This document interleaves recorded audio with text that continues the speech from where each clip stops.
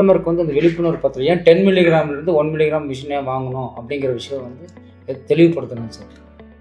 Okay, இது வந்து கிடைக்குது அப்படிங்கிறது இது வந்து கஸ்டமருக்கு தெளிவுமாங்கிறத விட ஃபஸ்ட்டு வந்து இந்த ஸ்கேலை உபயோகிப்பவங்களுக்கு எவ்வளோ லாபங்கள் இருக்குதுன்னு ஃபஸ்ட்டு அவங்களுக்கு விழிப்புணர்வு வந்துருச்சுனாலே தானாக அவங்க இந்த ஸ்கேலை வாங்க ஆரம்பிச்சிருவாங்க.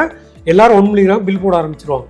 இப்போ கவர்மெண்ட் வந்து எதனால் அந்த 1 மில்லிகிராம் தர கம்பல்சரி சொல்லியிருக்கு அப்படின்னு நம்ம யோசிச்சு பார்த்தோம் அப்படின்னா, இப்போ நம்ம ஆஸ் பொதுமக்களாக நம்ம போய் தக்காளி போய் கடல் போய் வாங்குகிறோம் அப்படின்னு வச்சுக்கோங்க.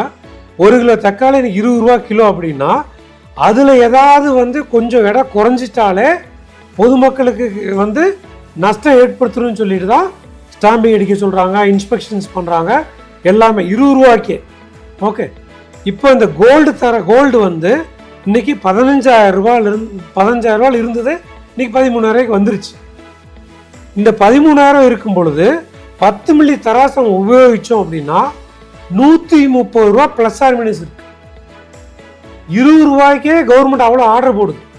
இன்னைக்கு 130 ரூபாய்க்கு டெஃபினட்டாக ஒரு பெரிய ஒரு கேள்விக்குறி கவர்மெண்ட்டு கேட்க தான் செய்யும்.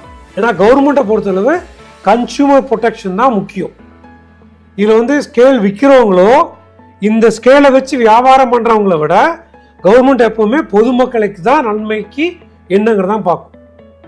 அப்போ 130 ரூபா லாஸ் ஆகும் கவர்மெண்ட் ஏற்றுக்காது. அப்போ அதனால தான் இப்போ 1 மில்லிகிராம் கொண்டு வந்திருக்காங்க. 1 மில்லிகிராம் வரும் பொழுது 13,000 ஒருத்தர் பொருள் வாங்கும் பொழுது 13 ரூபா லாஸுங்கிறது பெரிய ஒரு விஷயமா இருக்காது.